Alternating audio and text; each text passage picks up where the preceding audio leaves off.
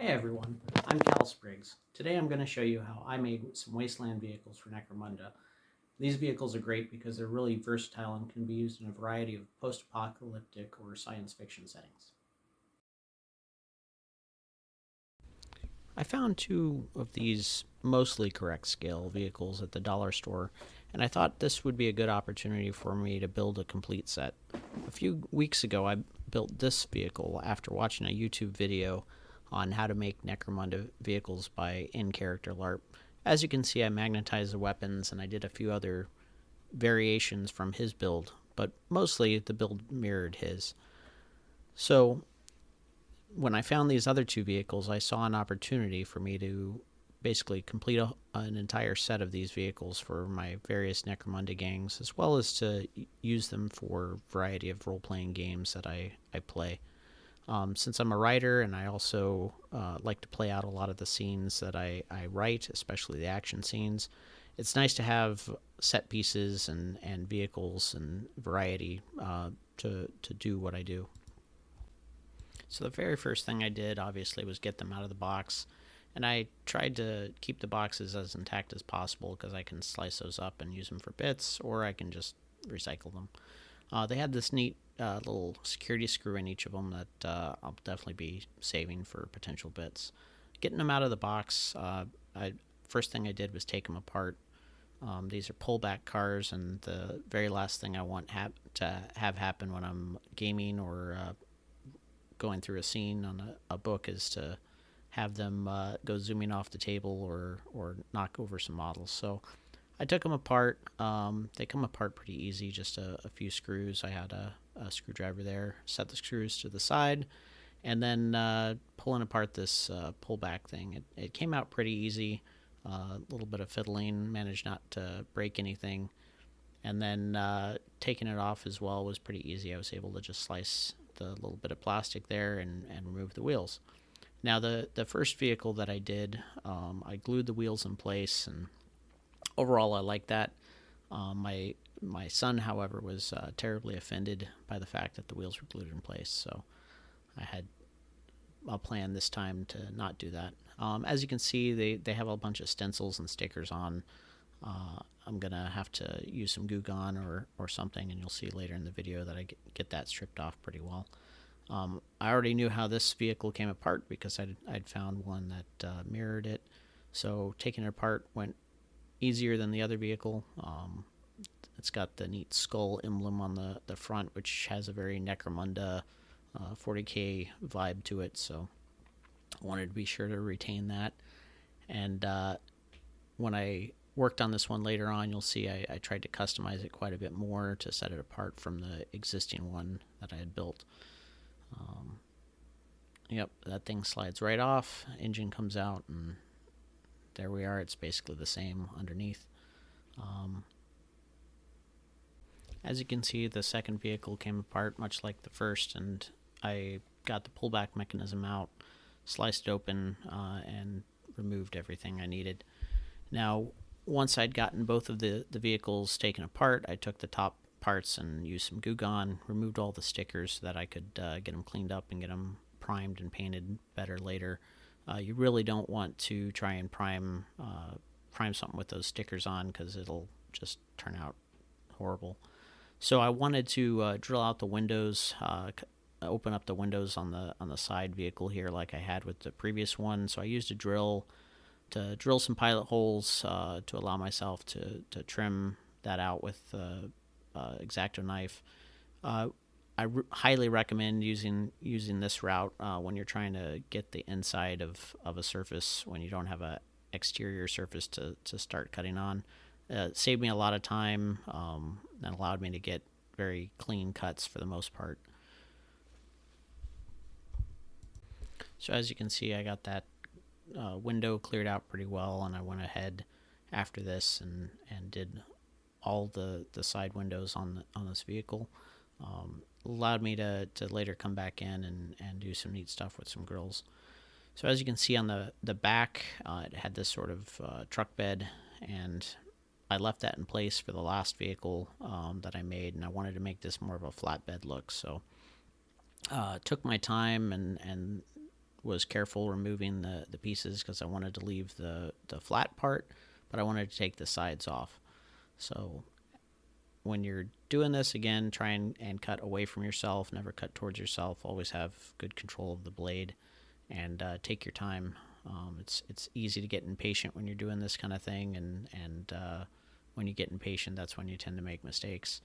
Always also kind of look around, try and see where everything's attached before you just start cutting, because there might be some supports or some other pieces that this stuff is tied to, and then you end up ruining the model or whatever you're working on.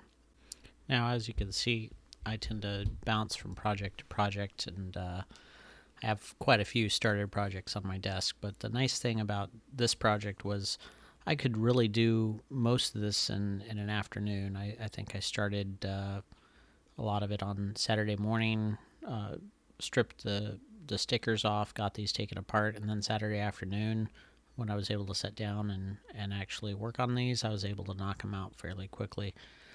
Now here I am just kind of cleaning up the edges, making sure everything's squared off, and then I'll go ahead and show you here in a moment as I finish cleaning this one up, have it all flattened off, have the sides ready to do the flatbed. Now I had some granny grading that I wanted to try out. I was just trying different things. I didn't like the jump seats that they had on the back of this truck thing. I really wanted to cover that up or swap it out with something. Unfortunately, with how the plastic was, it was molded, so I couldn't just cut them out without leaving a big hole there. And so my thought here was, it's already supposed to be a jump seat. Why not put some granny grading, make it look like a jerry-rigged one at a proper scale for Warhammer 40k or Necromunda. So I made this kind of graded up seat in the back. I'm not 100% with how it came out, but it was fairly easy swap out, and then I think it covers up the seat well enough. So once I had everything in place for the granny grading and the rear jump seat, I just glued it all together using some super glue, set it to the side, and then I started looking again at the flatbed that I wanted to make. I went and got a model out so that I could check scale, kind of get a feel for where everything was. As you can see, I used one of my Necromunda gangers for this, and I put them in the back of both vehicles and just tried to visualize what I could do. I was thinking about doing a pintle mount with some kind of rear firing weapon system or something on the truck.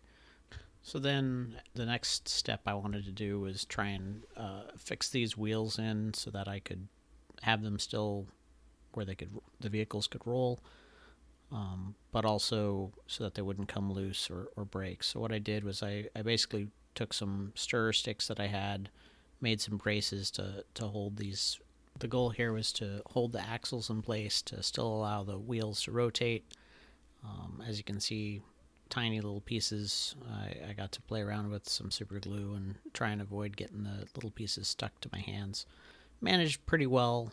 I used quite a few of these stir stick pieces to try and keep them in place, and given the way gaming is, stuff gets broken anyway, but luckily if something breaks in there, I can just unscrew it, take it apart, fix it, and put it back together. So overall, I liked how these turned out pretty well. They seem pretty solid, and my son, 9-year-old son, is able to play with them as well, and he has yet to break them, so that's good. So once I got these all glued together, took them outside and primed them. Here they are primed. I went with just black for the two main chassis of the vehicles, and then I went with silver for some of the fixings and gubbins. You can see I did a flatbed extension for both vehicles.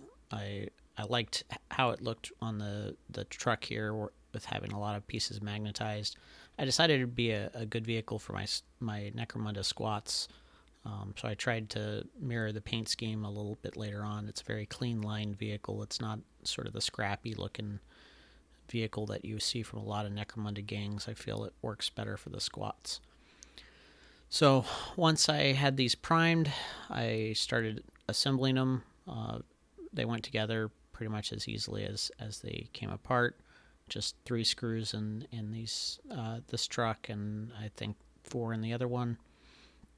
And I just got them put back together, put all the little gubbins where they belonged, made sure everything was seated right, and reassembled it for painting. With the truck, as you can see, I put a big flatbed extension on, so it was a little tricky getting the engine back into place. I ended up gluing the rear panel is super glued on to those supports that allow the flatbed extension, and it looked almost oversized when I was doing it, but I really like how it turned out.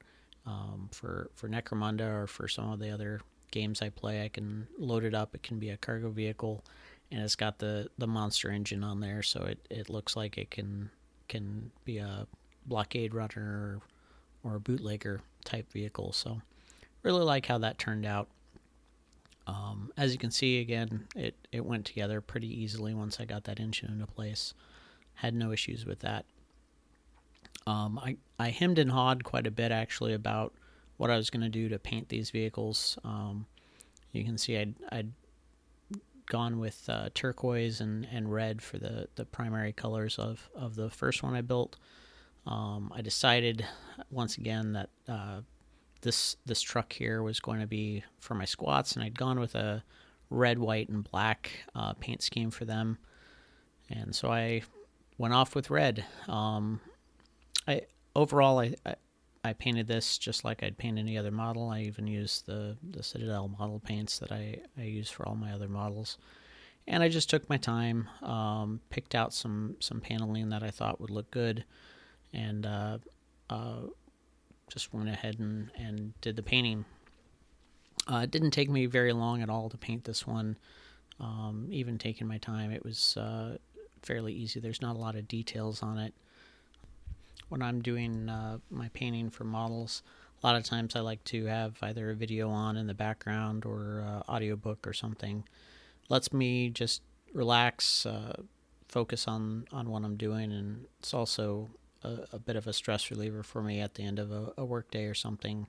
Taking my time, focusing on what I'm doing, it helps quite a bit to kind of purge all the stress from work and let me focus on one thing.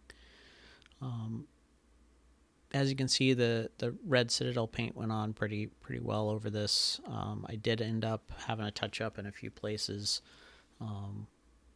as I went on, but the red, I liked how it really clashed and how it was very bright and vibrant. A lot of the 40K stuff you see is very dark, both due to the setting and just the way people tend to heavily wash things. I like the idea that this is sort of the equivalent of a Ford Raptor that the squats are out racing across the wasteland in with their nice wheels while everyone else is running around in their junkers. I wasn't really sure how I'd feel about this truck in the 40K setting. It didn't really seem to fit as well as the other chassis did. However, once I started getting paint on it and once I matched it up in my head to the squats, it seemed to fit a whole lot better. They're far more technical and independent type as compared to the rest of the Imperium of Man or some of the other alien races. So I think the truck overall worked out really well. And thanks to the power of editing and movie magic, here it is with all the red on it. I went with a craft store gold that I got. I got a big bottle of it for fairly cheap, and you can see I was not aware of where the camera was aimed here when I initially started painting, but I corrected that. Was really not happy with how it spread. Once I'd even started putting a little bit of it on, got really frustrated. But again, took my time. I came back. I think I ended up doing 3 coats with this stuff to try and get a good spread, and even then I'm not really happy with how it came out, but I do like the gold color. I feel like it it nails the sci-fi setting and makes this kind of pop. It feels like a Mars rover or something. So overall, I'm pretty happy with how it came eventually, but I will not be using this gold on anything outside of terrain or something where I don't really care too much how it looks. But as you can see, I had my squat there as a reference for as I was painting. I highly recommend doing that whenever you're trying to tie in vehicles or other models into an overall theme. As you can see, you can really see the gold there just did not go on, especially with the big flat surface. I came in later. You'll see later on in the video that I touched that up. I think, like I said, 3 coats to get a more even spread on that so it didn't look as patchy. I decided after that fiasco to go ahead and use my Citadel silver lead belcher to do the metallic areas on the vehicle. And I just came in with this one. I wanted a fairly smooth, even coats. I didn't want a rusty, patchy look to it. So I took my time, did the running boards on it, tried to make those look as crisp as I could. Came back and then did some dry brushing on the wheels after this, and then touching up, did the roll bar at the top, did the light fixtures on the top, and a few other areas where I felt like that it needed the metallics to really pop, and kept referencing back to that squat I had there, and trying to think where things should go so that they all fit together. So when this guy's riding around blasting some other gangers, or I'm using it for whatever, it all ties together. So with the truck done, I switched over to this one. The flatbed, I used that Citadel lead belcher. It really works well for both dry brushing and painting on. And first thing I did was make all that grading pop. Initially, I went with the silver here to get all the metallics and make everything look right. I later kind of hemmed and hawed over what colors to use for this vehicle, and took me a little while to pick some. I eventually decided on this green. I thought that might look really good, especially after I give it a dingy sort of washed look. And so I went ahead and used the moot green. I thought it might make it kind of look good, especially if it's transporting toxic barrels of waste or something like that you'd find on Necromunda. And again, I went through selecting just one place to start, and went ahead and worked my way through. I did use a wet palette while I was doing this, so that's why you see me making a big pile of paint there to go ahead and start painting. And I picked a spot and just painted on. Again, I was listening to YouTube videos and stuff in the background while I did this. Gave me a way to keep the rest of my brain engaged while I tried to paint between the lines. There's a bit more detail on this vehicle, both from the bits that I added, as well as the chassis has just got more detail, which I liked. I added those bits to the door, and kind of in my head decided that this one is going to be Truck 98, and went ahead and painted the green on. As you can see, my professional camera skills there, getting the best possible angle for you, the viewer. I was kind of playing with the camera angles and didn't quite get it lined up and stuff, but there you go. There's the fully greened flatbed. Here's the flatbed attachment and weapon mount that I decided on for the sort of Raptor looking truck. And as you can see, Ganger to scale. He can operate that pintle mounted weapon, which I liked. The flatbed, I actually put magnets on either top corner, as you can. And overall, the scale worked out really well. I added some rust splotches with piece of sponge and some bright orange paint. I believe it was Troll Slayer from Citadel, and that helped quite a bit. So here's the final product. I'm really happy overall with how they turned out. They're very Necromunda-esque, especially with the wash, and then the third coat of gold paint there on that Raptor type vehicle. They also fit the themes of the Necromunda gangs that I've got them for, and like I said, I can use them for a variety of other role-playing games and stuff that I play. So all in all, they came out pretty well. I'd love to hear any feedback. Now that I've got these 2 vehicles done, I plan on doing a couple more. I've got some themed ideas. Please leave a like and feel free to subscribe. I'm about to have a lot more content here, and thank you for watching.